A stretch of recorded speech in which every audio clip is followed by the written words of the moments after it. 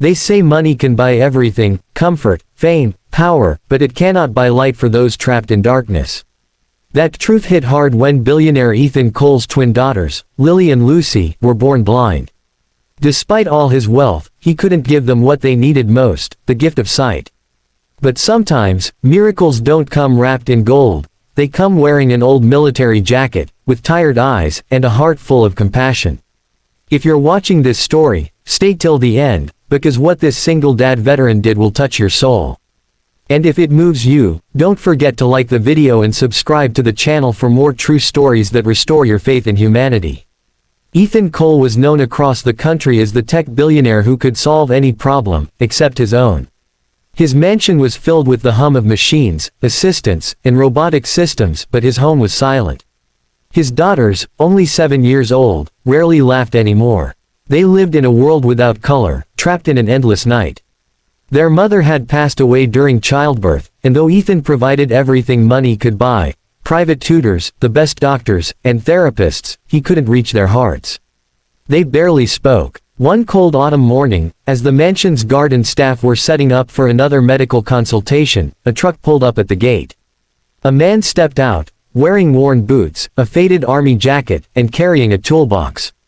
His name was Jack Turner, a single dad and war veteran who had recently taken a maintenance job at Cole Industries just to support his own daughter, Emma, a 10-year-old who had lost her mother to cancer.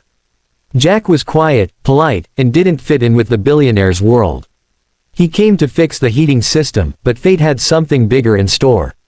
When Jack first saw the twin girls sitting silently by the window, running their fingers along the cold glass, he couldn't look away. Their faces carried the kind of sadness he had seen in wounded soldiers, the kind that comes from losing hope. Jack greeted them softly, "Hey there, sunshine, or should I say, moonlight." The girls giggled, a sound the staff hadn't heard in months. It was the first time someone spoke to them like they weren't fragile porcelain dolls. Jack's voice carried warmth, something real. Over the next few days, every time he came by for repairs, he'd tell the twins stories about his daughter, about stars and the sound of the sea. He taught them how to feel shapes with their hands, to listen to the world's textures, the rhythm of rain, the rustle of trees, the vibration of life. Lily and Lucy started waiting for him by the window each morning, listening for his footsteps. Slowly, their laughter returned.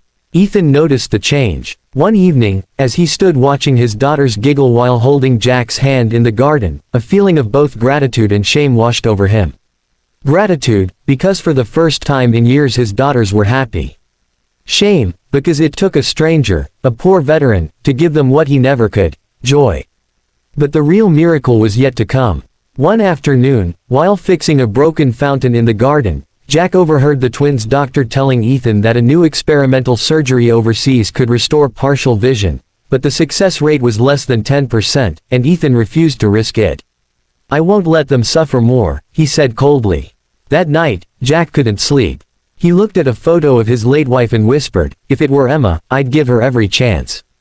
The next morning, he gathered his savings, sold his old truck, and quietly contacted the research hospital himself. Without telling Ethan, he offered to be part of a volunteer trial for veterans that used the same experimental treatment, hoping his participation could fund or open access for the twins.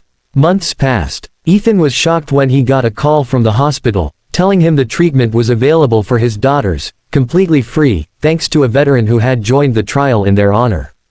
When Ethan asked who the veteran was, he already knew. The surgery took place in complete silence and prayer. For days afterward, the twins were bandaged and still. Ethan stayed by their bedsides, holding their small hands. And then, one morning, when the nurses gently removed the bandages, Lily whispered, trembling, "Daddy, I see light." Lucy began to cry, clutching her sister's hand. For the first time, they saw each other's faces.